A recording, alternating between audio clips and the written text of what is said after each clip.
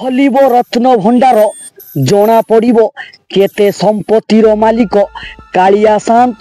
ଜୁଲାଇ 8ରେ ଘଟିବ ପୁରୀରେ ବିରାଟ ବଡ଼ ଚମତ୍କାର।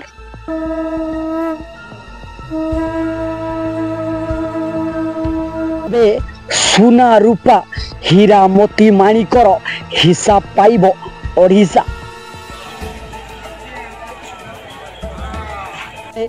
କିଏ ତାକୁ ଖୋଲିବ? ସିଦ୍ଧ ପୁରୁଷ ନହେଲେ ଘଟିବ ମହା ଅନର୍ଥ। ଯାହା ହେଲେ ବି ରତ୍ନ ଭଣ୍ଡାର ଖୋଲିବା ନିଶ୍ଚିତ କହିଲେ ଆଇନ ମନ୍ତ୍ରୀ। ହଁ ଭିଉଅର୍ସ ମାନେ, ଭିଡ଼ିଓର ଆଗକୁ ବଢ଼ିବା ପୂର୍ବରୁ ଆମ ଚ୍ୟାନେଲକୁ ଯଦି ନୂଆ କରି ଆସିଥାନ୍ତି ତାହେଲେ ଲାଇକ୍ ସେୟାର ସବସ୍କ୍ରାଇବ୍ କରିବାକୁ ଜମା ବି ଭୁଲିବେ ନାହିଁ। ତ ଯଦି ଆପଣ ଜଣେ ସଚ୍ଚା ହିନ୍ଦୁ ଏବଂ ପ୍ରଭୁ ଶ୍ରୀ ଜଗନ୍ନାଥଙ୍କୁ ନିଜର ଆରାଧ୍ୟ ମାନୁଥାନ୍ତି ତାହେଲେ କମେଣ୍ଟରେ ନିଶ୍ଚିତ ଜୟ ଜୟ ଜଗନ୍ନାଥ ଲେଖିଦେବେ। ତ ଦର୍ଶକ ବନ୍ଧୁ, ଆଉ ଡେରି ନକରି ଭିଡ଼ିଓକୁ ଆରମ୍ଭ କରିବା। ରତ୍ନ ଭଣ୍ଡାରର ଗୁମର ରହସ୍ୟ ସମ୍ବନ୍ଧରେ କ'ଣ ମୋଦିଙ୍କ ନିର୍ଦ୍ଦେଶରେ ଖୋଲା ହେବ କି ରତ୍ନ ଭଣ୍ଡାର? ରତ୍ନ ଭଣ୍ଡାର ଖୋଲିବାକୁ ନେଇ କ'ଣ କହିଲେ ଓଡ଼ିଶାର ନୂଆ ମୁଖ୍ୟମନ୍ତ୍ରୀ ମୋହନ ମାଝୀ? ଓଡ଼ିଶାର ଆରାଧ୍ୟ ଦେବତା ମହାପ୍ରଭୁ ଜଗନ୍ନାଥଙ୍କୁ ମୋର କୋଟି କୋଟି ନମସ୍କାର ଏବଂ ପ୍ରଣାମ ଜଣାଉଛି। ଜୁଲାଇ 8ରେ ମୋଦି ଓ ମୋହନଙ୍କ ଉପସ୍ଥିତିରେ ଖୋଲା ହେବ ରତ୍ନ ଭଣ୍ଡାର। ଜୁଲାଇ 8ରେ ପୁରୀରେ ଖୋଲିବ ରତ୍ନ ଭଣ୍ଡାରର ଗୁମର ରହସ୍ୟ। ଖୋଲିବ ରତ୍ନ ଭଣ୍ଡାର କ'ଣ ଏହା ସମ୍ଭବ ହୋଇପାରିବ କି ନାହିଁ, ଯାହାକୁ ଦେଖିବା ପାଇଁ ଅନେଇ ରହିଛନ୍ତି ସାରା। ହଁ ଦର୍ଶକ ବନ୍ଧୁ, ଶେଷରେ ସେହି ମୁହୂର୍ତ୍ତ ଅତି ଶୀଘ୍ର ଆସିବା ପାଇଁ ଯାଉଛି। ଯେଉଁ ମୁହୂର୍ତ୍ତକୁ ସାରା ଓଡ଼ିଶାବାସୀ ଅପେକ୍ଷା କରିଥିଲେ ତାହା ଏବେ ଘଟିବାକୁ ଯାଉଛି। ଏବେ ସବୁ କିଛି ସ୍ପଷ୍ଟ ହୋଇଯିବ। ଏଥର ମହାରହସ୍ୟର ଗୁମର ଖୋଲିବ। ଏବେ ଖୋଲିବ ମହାପ୍ରଭୁ ଜଗନ୍ନାଥଙ୍କର ରତ୍ନ ଭଣ୍ଡାର। ଏବେ ଜଣା ପଡ଼ିବ କେତେ ସମ୍ପତ୍ତିର ମାଲିକ ମହାପ୍ରଭୁ ଶ୍ରୀ ଜଗନ୍ନାଥ।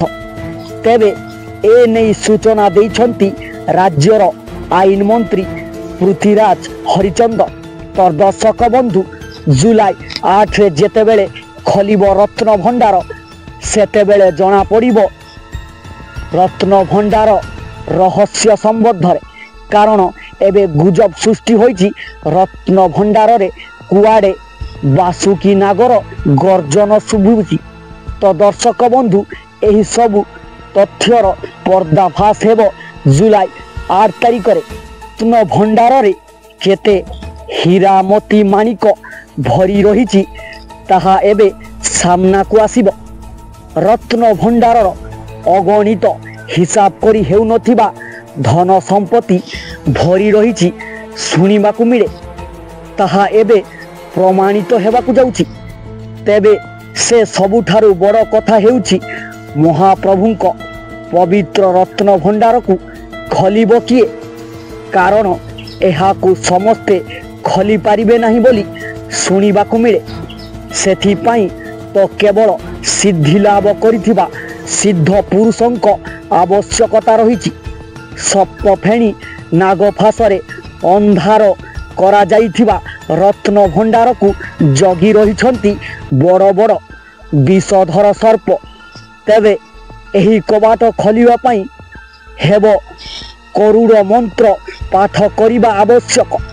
ରତ୍ନ ଭଣ୍ଡାରକୁ ନେଇ ଏମିତି କିଛି ଅଲୌକିକ କଥା ଶୁଣିବାକୁ ମିଳେ। ତେବେ ସବୁଠାରୁ ବଡ଼ କଥା ହେଉଛି ଗରୁଡ଼ ମନ୍ତ୍ର ଜାଣିଥିବା ସାଧକ ଏବେ ମିଳିବେ କେଉଁଠି? କିନ୍ତୁ ଯାହା ହେଲେ ବି ରତ୍ନ ଭଣ୍ଡାର ଖୋଲାଯିବ ଜୁଲାଇ 8 ତାରିଖରେ। ଦର୍ଶକ ବନ୍ଧୁ, ଆଗରୁ ଅନେକ ଗୁଜବ ଉଠିଛି ରତ୍ନ ଭଣ୍ଡାରର ଚାବି ହଜିବା ସମ୍ବନ୍ଧରେ। ତ ଦର୍ଶକ ବନ୍ଧୁ, ଆଉ ଏବେ ତାହା ପୁଣି ସାମ୍ନାକୁ ଆସିବ। ରତ୍ନ ଭଣ୍ଡାର ନିଶ୍ଚିତ ଖୋଲାଯିବ ବୋଲି ସୂଚନା ଦେଇଛନ୍ତି ଓଡ଼ିଶାର ଆଇନ ମନ୍ତ୍ରୀ ପୃଥ୍ୱୀରାଜ ହରିଚନ୍ଦନ। ସେ କହିଛନ୍ତି খুব শীঘ্র রত্ন ভଣ୍ଡାର খোলাଯାଇ গণতি କରାଯିବ। ଏଥିପାଇଁ ଯାହା ପ୍ରକ୍ରିୟା ରହିଛି ତାହା ଆରମ୍ଭ ହୋଇସାରିଛି। ନିର୍ଦ୍ଦିଷ୍ଟ ତାରିଖ ଓ ଗାଇଡ଼ଲାଇନ୍ ବିଭାଗ ପକ୍ଷରୁ ଜଣାଇ ଦେବେ। ତେବେ ଖୁବ୍ ଶୀଘ୍ର ରତ୍ନ ଭଣ୍ଡାରର ଖୋଲିବା ନିଷ୍ପତ୍ତି ନିଆଯିବ ଓ ରତ୍ନ ଅଳଙ୍କାର ଗଣତି କରାଯିବ। ତେବେ ଏନେଇ ଲୋକସଭା ଭବନରେ ଦାୟିତ୍ୱ ଗ୍ରହଣ କରିଛନ୍ତି ପୂର୍ତ୍ତ ଆଇନ ଓ ଅବକାରୀ ମନ୍ତ୍ରୀ ପୃଥ୍ୱୀରାଜ ହରିଚନ୍ଦ। ତେବେ ଏହି ଅବସରରେ ସେ ଏଭଳି ସୂଚନା ଦେଇଛନ୍ତି ଯାହାକୁ ନେଇ ଏବେ ମଧ୍ୟ ଚର୍ଚ୍ଚା ଦର ଧରିଛି। ଦେଶ ପରାଧୀନ ଥିବା ସମୟରେ ଜଣେ ଭାରପ୍ରାପ୍ତ ଇଂରେଜ କଲେକ୍ଟର ଏହି ରତ୍ନ ଭଣ୍ଡାରକୁ ଖୋଲିବା ପାଇଁ ଚେଷ୍ଟା କରିଥିଲେ, କିନ୍ତୁ ରାତିରେ ସେ ଅନେକ ବିକଟଳ ଶବ୍ଦ ଓ ସାପମାନଙ୍କର ଗର୍ଜନ ସ୍ୱପ୍ନରେ ଶୁଣିବାକୁ ପାଇଲେ। ତାପରେ ମଧ୍ୟ ତାଙ୍କ ପୁଅର ଆକସ୍ମିକ ଭାବେ ମୃତ୍ୟୁ ହୋଇଯାଇଥିଲା। ଆଉ ଏସବୁ ଘଟଣା ପରେ ସେ ଏହିସବୁ କାମରୁ ଓହରି ଯାଇଥିଲେ। ଶେଷ ଥର ପାଇଁ 2018 ମସିହାରେ ରତ୍ନ ଭଣ୍ଡାରକୁ ଖୋଲିବା ପାଇଁ ନିଷ୍ପତ୍ତି ନିଆଯାଇଥିଲା। ଏଥିପାଇଁ ସମସ୍ତ ପ୍ରସ୍ତୁତି ମଧ୍ୟ ସରିଥିଲା। ରତ୍ନ ଭଣ୍ଡାରରେ ଥିବା ସାପ କଥାକୁ ଆଖି ଆଗରେ ରଖି ସରକାର ସ୍ନେକ୍ ହେଲ୍ପଲାଇନ୍ ସଦସ୍ୟ ଓ ଆଣ୍ଟି ଭେନମ୍ ଇଞ୍ଜେକ୍ସନ୍ ମଧ୍ୟ ରଖିଥିଲେ। କିନ୍ତୁ ସବୁ ପ୍ରସ୍ତୁତି ସତ୍ତ୍ୱେ ରହସ୍ୟ ମତେ ରତ୍ନ ଭଣ୍ଡାରର ଚାବି କୁଆଡ଼େ ହଜିଯାଇଥିଲା।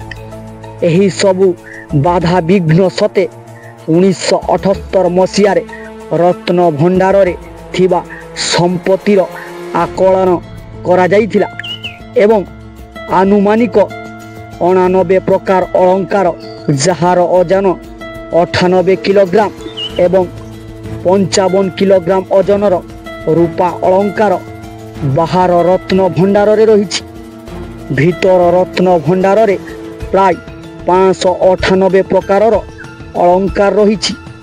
କୁହାଯାଏ ପୁରୀର ଗଜପତି ମହାରାଜ ଯୁଦ୍ଧରେ ହରାଇଥିବା ରାଜାମାନଙ୍କର ମୁକୁଟରେ ଥିବା ହୀରା, ମୋତି, ମାଣିକ ଆଦି ମୂଲ୍ୟବାନ ରତ୍ନ ଏହି ଭଣ୍ଡାର ଘର ମଧ୍ୟରେ ରହିଛି। କେହି ଆଖି ଆଗରେ ନ ଦେଖିଲେ ମଧ୍ୟ ଜଗନ୍ନାଥଙ୍କର ଭକ୍ତମାନେ ଏହି ଭିଡ଼ିଓକୁ ବିଶ୍ୱାସ କରନ୍ତି ଏବଂ ଏହି କଥା ସବୁକୁ ନିଜ ହୃଦୟଙ୍ଗମ କରନ୍ତି। ଅନେକ ବାଧାବିଘ୍ନ ଯୋଗୁଁ ପୁରୀ ରତ୍ନ ଭଣ୍ଡାରର ଆଜି ପର୍ଯ୍ୟନ୍ତ ଖୋଲା ଯାଇପାରିନାହିଁ ଗୁମର। ହୁଏତ ଏହା ଭକ୍ତ ଓ ଭଗବାନଙ୍କର ଇଚ୍ଛା। ତେଣୁ ଲୋକକଥା ଅନୁସାରେ ରତ୍ନ ଭଣ୍ଡାରରେ ପଡ଼ିଥିବା କୁହୁକ ତାଲା ଓ ନାଗ ଫାସକୁ ଏହି ଛାର ମଣିଷ କିଭଳି ବା ଖୋଲିପାରିବ? ସବୁ ସେଇ ପ୍ରଭୁ ଜଗନ୍ନାଥଙ୍କର ଇଚ୍ଛା। ଭିଡ଼ିଓଟିକୁ ଶେଷ କରିବା ପୂର୍ବରୁ କମେଣ୍ଟରେ ଜୟ ଜଗନ୍ନାଥ ଲେଖିଦିଅନ୍ତୁ। ତେବେ ଦେଖା ହେବା ଆଗାମୀ ଏକ ନୂଆ ଭିଡ଼ିଓରେ। ଧନ୍ୟବାଦ। ତ ଦର୍ଶକ ବନ୍ଧୁ, ଏହିପରି ଇନଫର୍ମେଟିଭ୍ ଭିଡ଼ିଓ ଦେଖିବା ପାଇଁ ଚ୍ୟାନେଲକୁ ସବସ୍କ୍ରାଇବ୍ କରି ରଖିଥାନ୍ତୁ। ଆଜି ଏ ଭିଡ଼ିଓରେ ଏତିକି। ଆଗାମୀ ଭିଡ଼ିଓରେ ଆପଣମାନଙ୍କ ସମ୍ମୁଖକୁ ଅନେକ ସୁନ୍ଦର ବାର୍ତ୍ତା ନେଇ ଆସିବ। ତ ଧନ୍ୟବାଦ।